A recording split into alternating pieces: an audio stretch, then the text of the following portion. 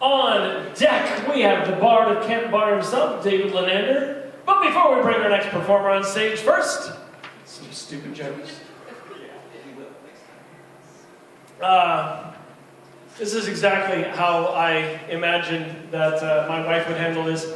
A police officer comes to the door and knocks, and this lady answers, and the policeman takes off his hat and he covers his heart and he says, "I'm sorry, ma'am, but it looks like your husband was hit by a bus." And my wife nods and she goes, "Well, yeah, but he makes me laugh, so I keep him around." And now, put your hands together for me, Ski!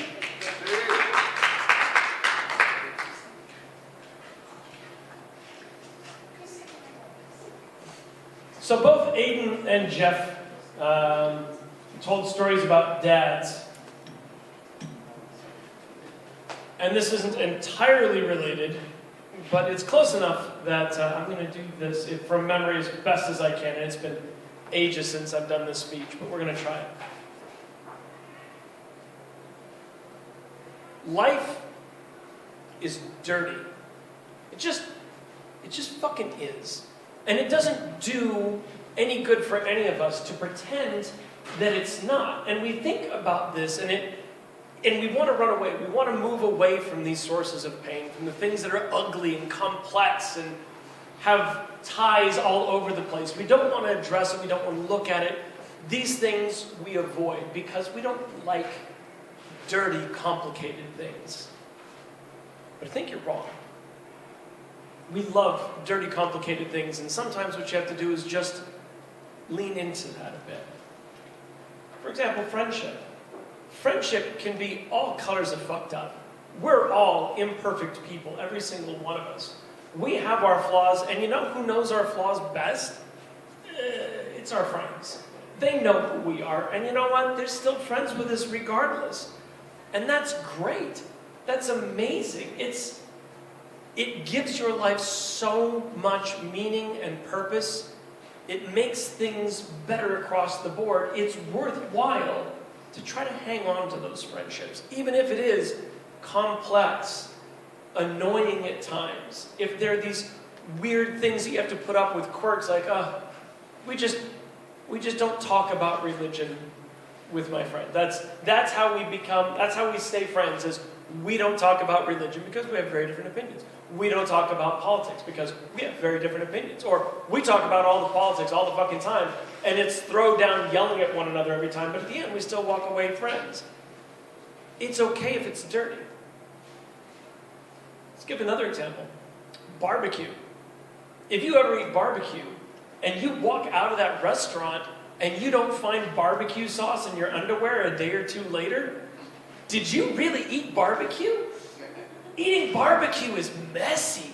It's greasy, it's sticky, it's sweet. You wash your hands and somehow you got the soap dirty, which doesn't make sense, but you see it going down the drain, and you're like, it's still fucking, how is this possible?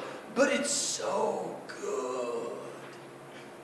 You know you're going to go back and have some more. That's the kind of dirty that you want, right? Right? Let's do one more example. Sex. Sex is not clean. I don't know if this is a shock to you guys, but it's not clean. And that's okay. In fact, that is part of it, and you lean into that, and you just know there's going to be sounds and smells and fluids and things like that. And if you think about it objectively, you're like, okay, that is kind of squicking me out. But when you're in the moment, you're like, fuck yeah. Let's, everything, everywhere, all over, let's do this shit.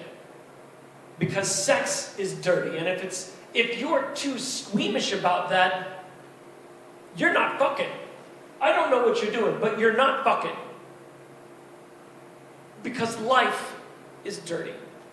And we don't like dirty, except we do. So here's the thing that I'm going to tell you, is it's easy. It is seductively easy to avoid the dirty, complex, difficult things we have to do in life. And I get it.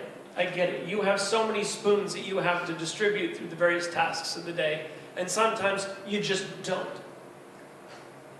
But you should. You should really try. The world does not give you many chances in the course of your life to do things that stick, that are important, that you remember, that define who you are. They just don't happen very often. When was the last time you were called to stand up against ICE or against some jackass racist or something? When was the last time you had to make a difficult decision and you did it right? Those moments of doing things right, of doing things important, those are all dirty moments. Every single one of them. And so you have to. Make yourself do this. Allow yourself these opportunities.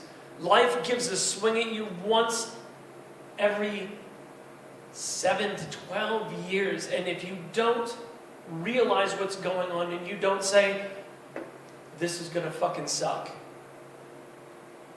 but I'm going to do it, you'll regret it. You'll regret it for the rest of your life. So do it. It's dirty.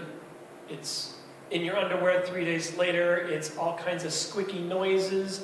It's the difficult conversations with your brother or your mother or your dad or that asshole grandpa or some important person in your life or someone you've never met and will never meet again. Take the opportunity. Embrace the dirty and become a better human. Thank you.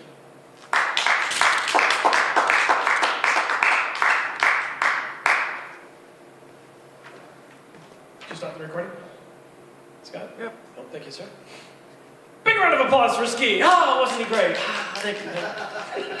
And humble, very humble. On deck we have Blue.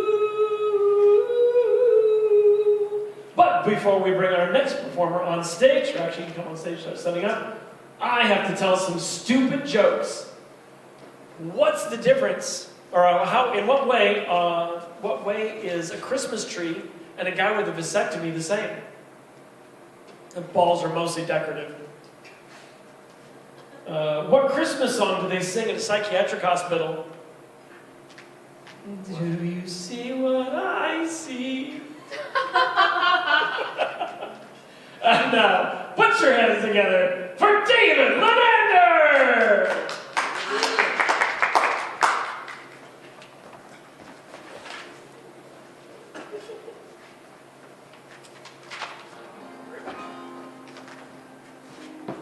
Which song are you doing first?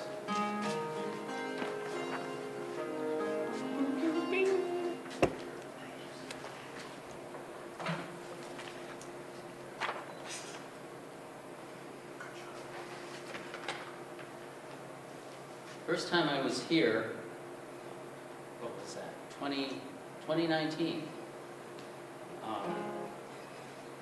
I sang one song by Phil Oakes. Offhand, I can't remember which one it was. And that's because I was getting ready for a concert that was coming up soon after. Where I was going to sing Phil Oakes songs with other people as a tribute concert. If you don't know who Phil Oakes was, do you know who Bob Dylan was?